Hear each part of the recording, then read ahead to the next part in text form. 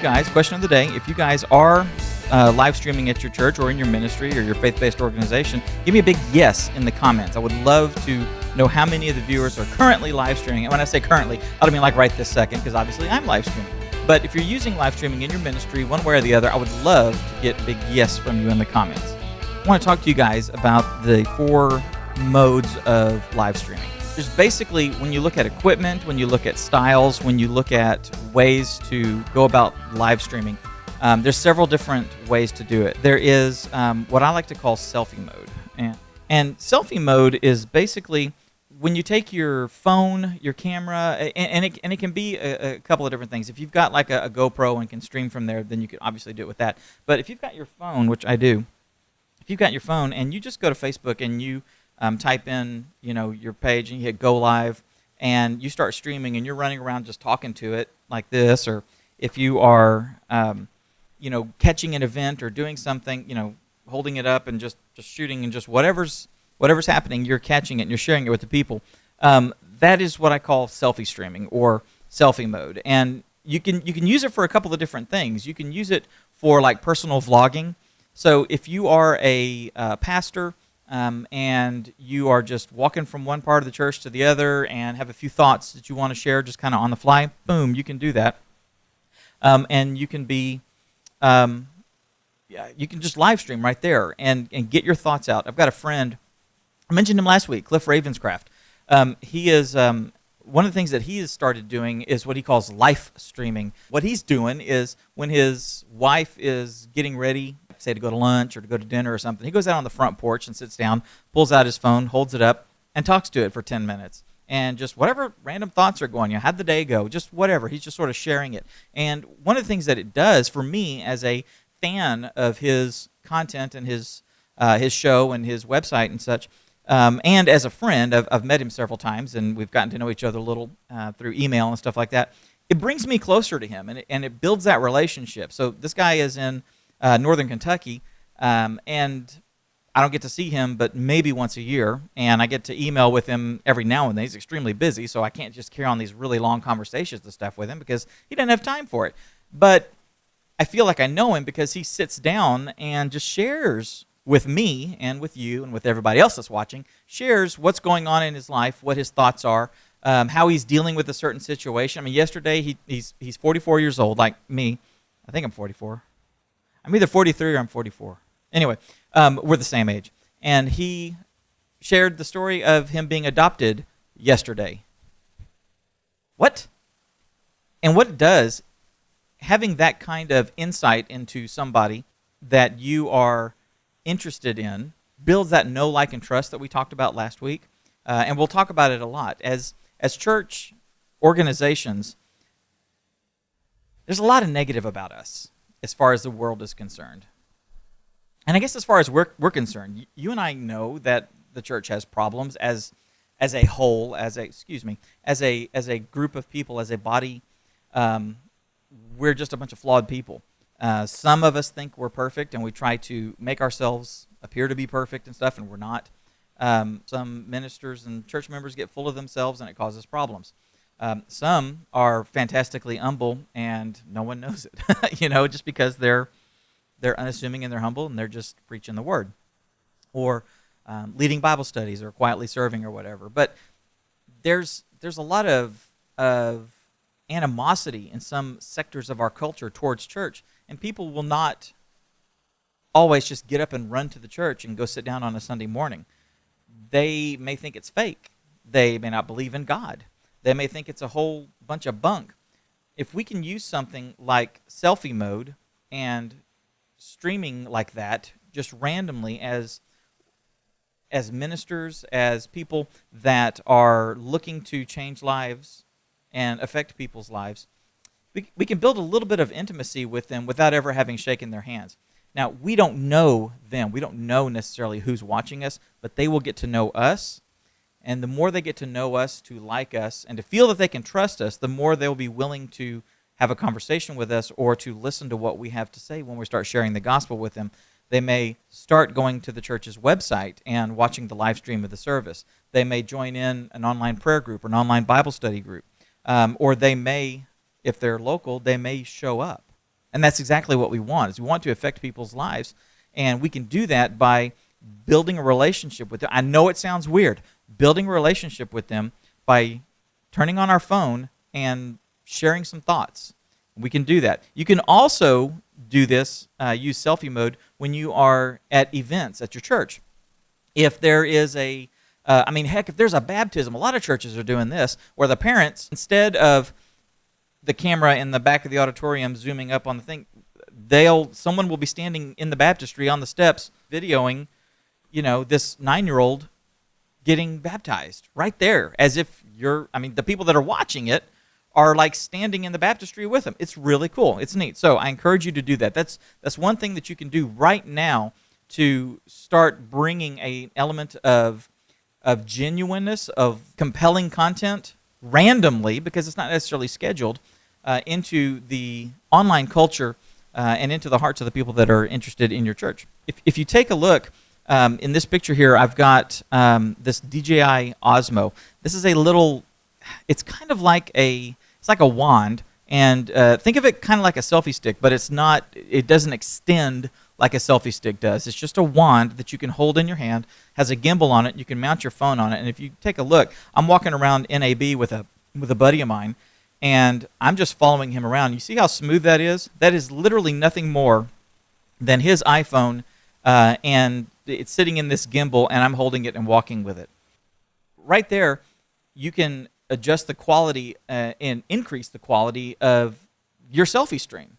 So you can use this pointed at yourself, or walking around at an event at your church, walking around the church if you're just going around checking out what's going on with another department, or if you're walking around during the youth worship time, or the youth volleyball game, or whatever like that. You can stream that and get a much better quality stream by simply investing in something like that. It's really cool. There's a whole bunch of different companies that are making these. Some of them are like really generic. Some of them are like really expensive.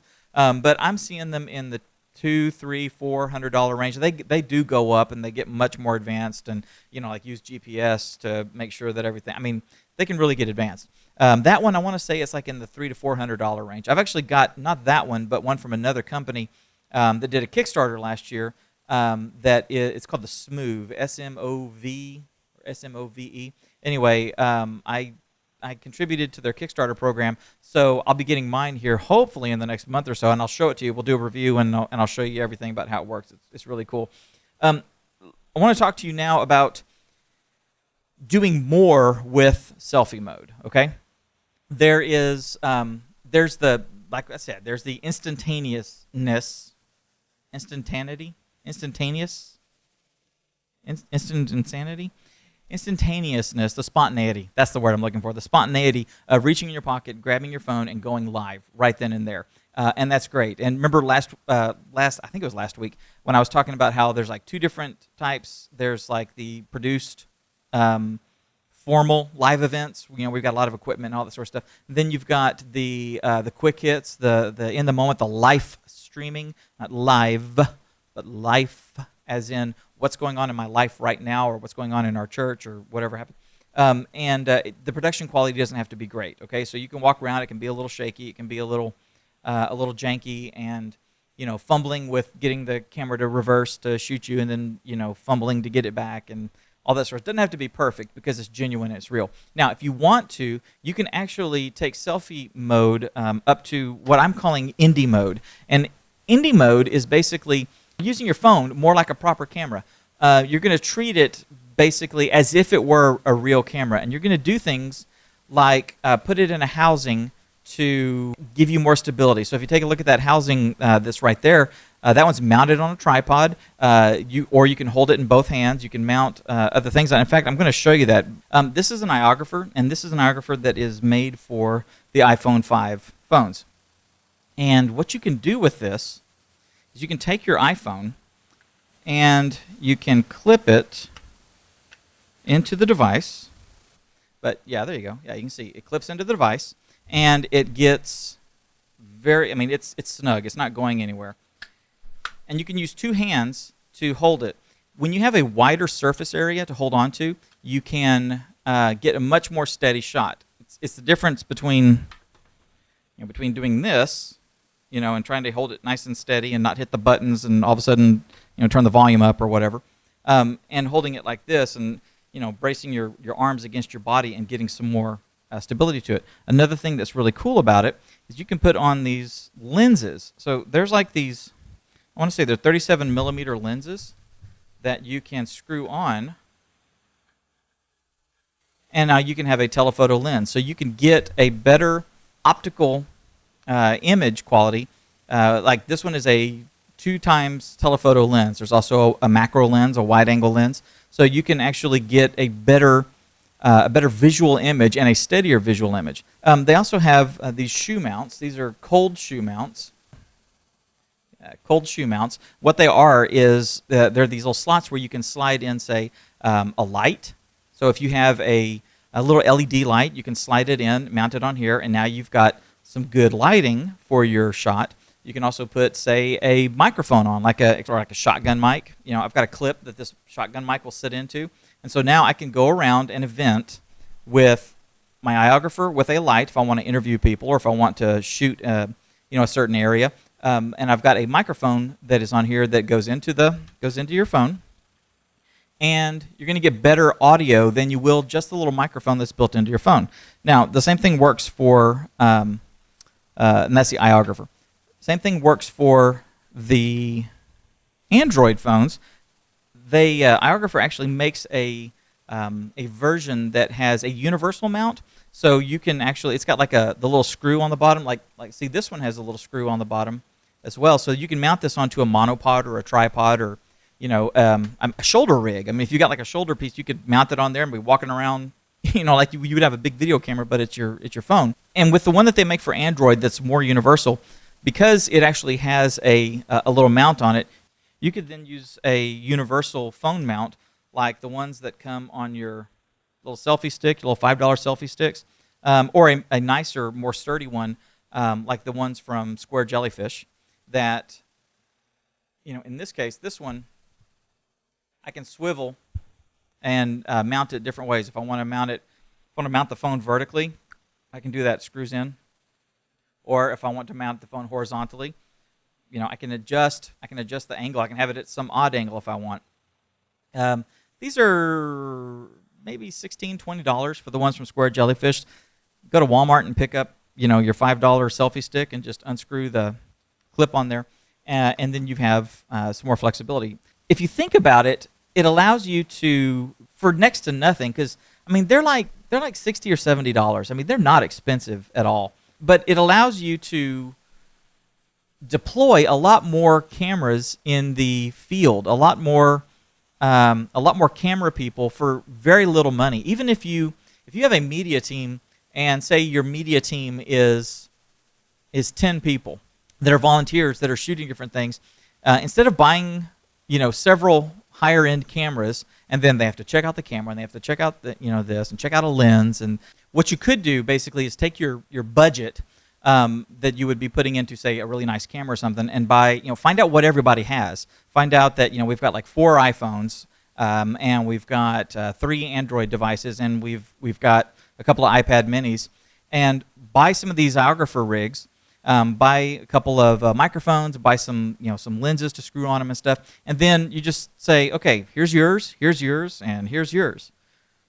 And then they go out, and then you keep a couple in the booth that are ready to be, have something clipped into them. But now you've got people that you can deploy around the church throughout the week, and you don't have to worry about it. You've got a couple $100 invested instead of a couple of $1,000 invested, but they can go around. You've got somebody in the youth that can just go around, and if it breaks, it breaks. They're going to break their phone, so who's going to allow their phone to get broke? You see what I'm saying? They've got some ownership in it. This is my equipment, and they can get some great quality stuff. So I highly recommend not only doing indie mode or doing selfie mode, but also having a couple of rigs put together that you guys can use for indie mode. And you can use it for all kinds of different stuff for relatively inexpensive as well. Now, if you don't want to buy one of the ones from iographer, you can just get like an L bracket. This is an L bracket that I ordered from Amazon. It's metal. It's nice. It's got a 1/4-20 screw mount at the bottom so that I can put it on a tripod or a monopod. And then it's got a screw here so that I can mount my selfie clip right on here, and then put my phone in. Told you I had that mount for my shotgun mic. I can clip my shotgun mic in here, and then on the side here, I've got another shoe mount that I can put a phone. The idea behind this is you are stabilizing your phone. You are treating it more like a proper camera. You're giving it a better lens in some case, a telephoto lens. It's a way to spend a little bit of money, not hundreds of dollars, but not have to buy a full phone, not have to spend, say, a full phone, not have to spend, say, like $1,200 on a video camera, or not have to, say, buy a DSLR camera or $600 or whatever. You've got your phone with you, and a lot of people have a lot of storage on their phones now. So, you can get a 64 gig or 128 gig iPhone. That's a lot. And if you have a more recent phone, an Android or a iPhone, you may not know this, but you can shoot 4K video on there. So here you have in your pocket a 4K camera, and all you need to do is maybe get a telephoto lens to clip onto it, and get a little holder to hold it on, and get a tripod, and you can use lighting. You can use, I've got professional lighting in here. You could just use external lighting, put up a couple of light stands, or you can use one on there that you're running around with, and get a much better image quality. And again, you can use that if you're running around doing selfie mode and just shooting people at random, or if you're doing something more formal like shooting your church announcements or something like that, or if you want to live stream the kids, fun day or field day or something like that. You can do that. That is indie mode. We're going to move now into the more formal live event type production. And this is what I did at my church. I call it desktop mode. And basically what you're doing is you're using the tools that you have, like a computer, like a laptop or an iMac, or a desktop computer or something, and you're extending the capability. You're going to run some software on there that will allow you to take multiple cameras and put them in some software that will allow you to change those camera angles, okay? So just taking a look right here, I've got my laptop sitting there. When I came in, our church was doing very basic streaming with one camera, a really high-definition camera, going into an old iMac, and like through the FireWire port. And basically it was taking this really nice high-definition image, cramming it down into standard definition VHS looking picture quality, and literally just sending that one signal right out. So what I did was I went in there with my laptop, and I brought we had the good video camera there at the church, so I just brought a cable and a little adapter and got it connected up, and I got this software that's for free that's called OBS, or Open Broadcaster Software. It is actually, believe it or not, I'm running it over on a machine over here, and that is how you are getting my production on Facebook. Like I said, we're using desktop mode here. I'm actually using a hybrid. I'm using desktop mode at our church, and have since graduated from using desktop mode. But basically, for nothing, I have the equipment already. So we had a really nice camera. I spent $12 on an HDMI cable. I already had an adapter. Let me show you this adapter.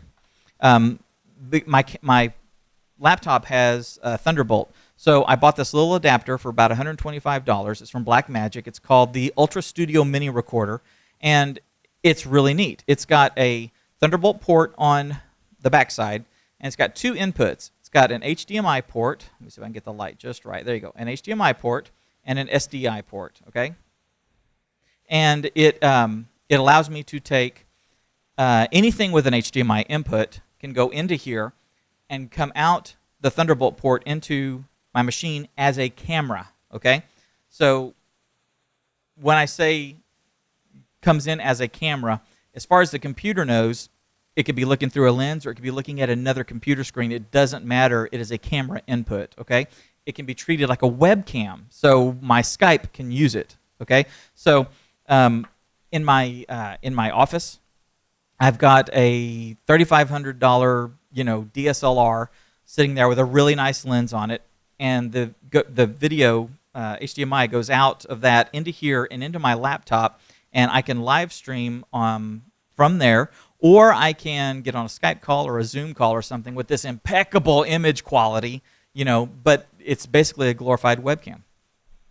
This allows you to have really high quality video going into your computer as a video source. And then you can supplement it. If you have a couple of Thunderbolt ports, then you can get a couple of these things. And I know a guy that does a live stream show where he's got 2 cameras and 2 of these adapters, and they're all going into his MacBook, and he's doing 2 camera shooting, and it's absolutely great. So you could do that. You could also, if you like Chris Ochinsky in the chat room over on Facebook, they have a device very similar to this, but it's from a different company. It's called Magwell, and instead of using Thunderbolt, it uses USB 3. So it can, if you've got a USB 3 port on your machines, then there you go. You get really, really great image quality.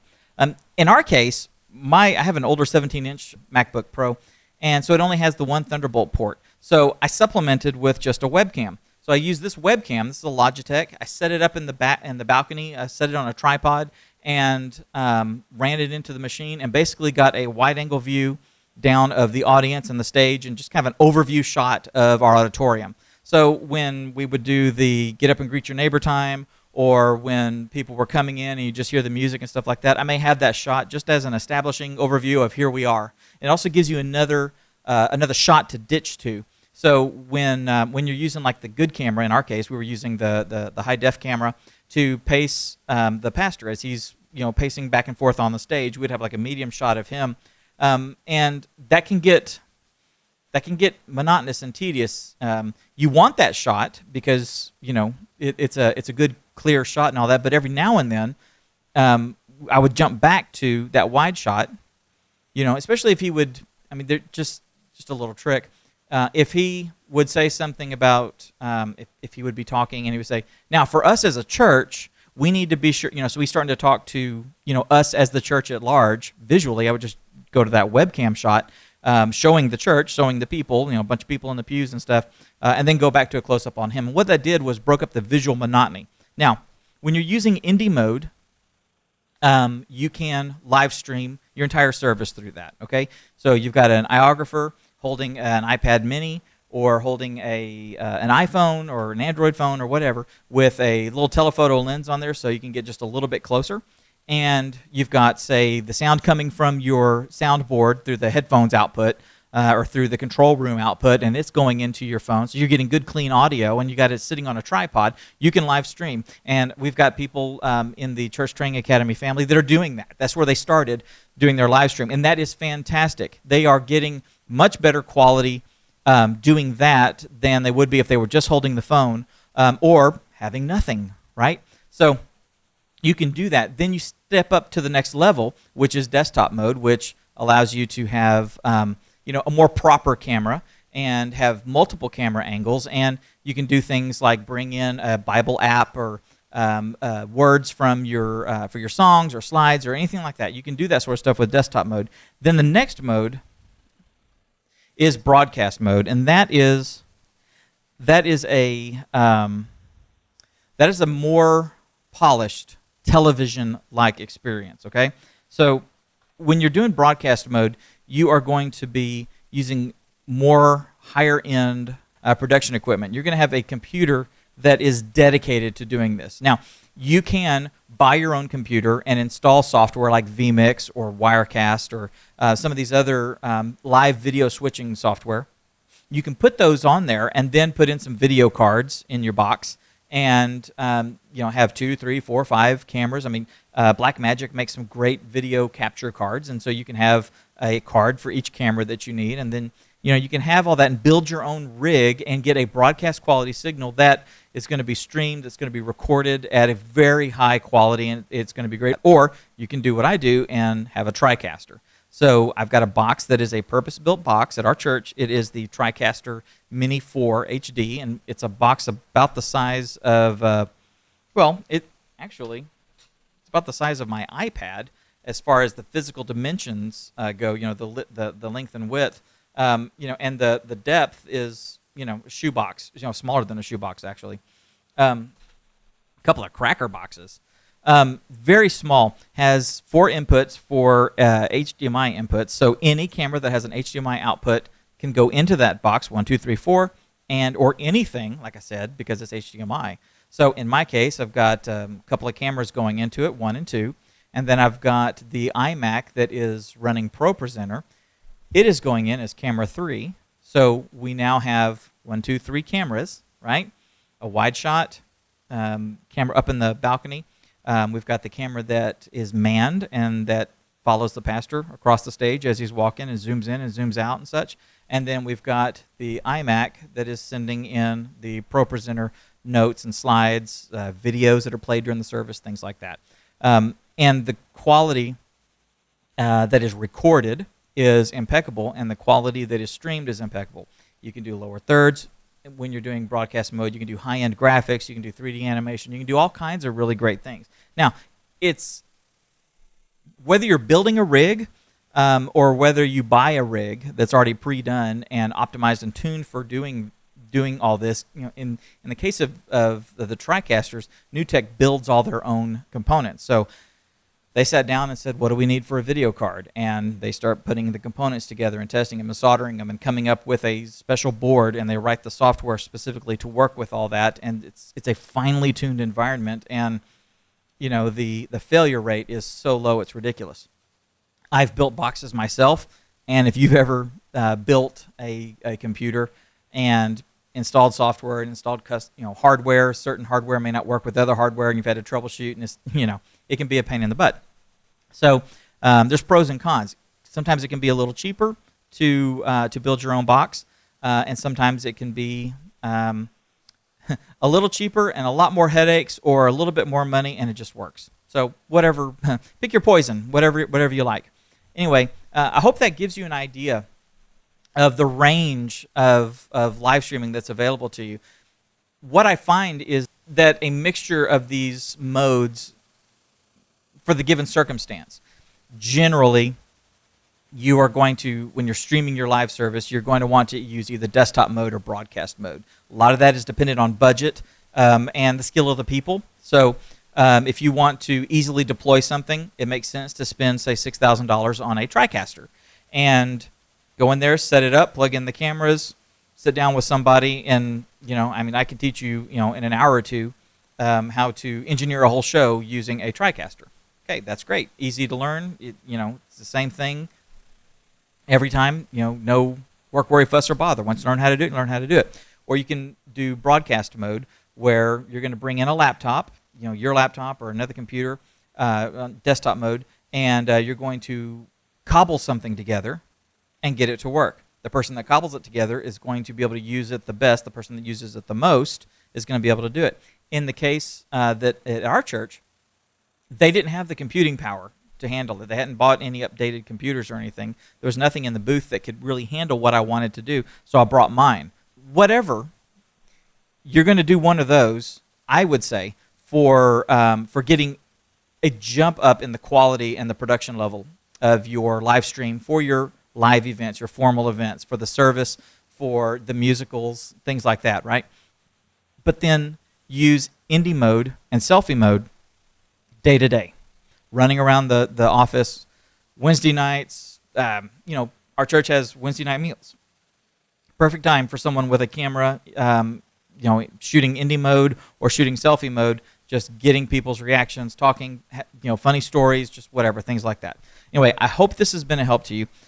If it has, give me a big yes. Let's see, I've got Neil F. Fisher in the Facebook chat. It says he appreciates the knowledge. He's using a TriCaster for events. I have the Mini 4. I do too. I love that. Love, love, love, love, love. You guys are going to hear me talking about TriCasters a whole lot when we discuss live streaming, because frankly, some of the best equipment out there. It also helps that they're a Texas company, so come on. All right, guys. I hope this has been a help to y'all. If you guys are looking to start doing some live streaming and make live streaming a part of your church on a regular basis, or a part of your ministry, and introduce a live element to what you're doing. And remember, when you have a live element of what you're doing, you also then have a recording to repurpose later for whatever. And I think next week that's what we're going to be talking about, is what to do after the live, sort of a strategy on how to maximize your live streaming. So we're going to be talking about that next week. But in the meantime, if you're wanting to live stream, if you want to see how live streaming can work and what you can do with it, if you're just curious about it, if you go to easychurchstreaming.com, you can get a free guide that I've put together. It's called Live Streaming for Churches the Easy Way, and it goes over the 4 modes, and it actually gives you some examples of the equipment that you can use and some links. Most of the links, by the way, that I'm going to give you over time, if I talk about software or hardware products or things like that, the reason that I'm mentioning those is because I've either used them and I love them, or I have them and I use them, or I have colleagues that are close to me that are kind of inner circle kind of people that are using them in one way or the other. I'm not wealthy, so I can't just go out and buy every single thing that's out there. But I do use things, I do try them, I do test them, and if there's something that I want to add to my arsenal of tools, then over time they will be. If there's something that I have been using for years, I definitely want you to know. But a lot of the links that I'm going to share with you guys today and in the future may be affiliate links, which means that I've got a small relationship with the company that is providing that, and if you use the link that I use or that I provide you, then I'm going to get a small commission on that purchase if you guys do it. Every little bit helps. So if you use the links that I provide, I would greatly appreciate it. So go check that out. It's a free guide, and it can help you get started and give you some ideas on things that you can do right now. A lot of stuff I've talked about right now, but it also gives you a good guide on some of the equipment that you can get to get started. Anyway, I hope you have enjoyed this. I hope it's been helpful, and be sure to share the show with your friends. I'm looking to get this audience growing. I'm looking to get more and more and more involved with you guys and helping you guys in all aspects of church media and using technology and exploiting the technology and the tools to help change people's lives. And that's something that we can all do here together. So 11 Thursdays, Texas time, and we'll be doing CTA Live. So thank you guys for watching, and have an absolutely fantastic and blessed week.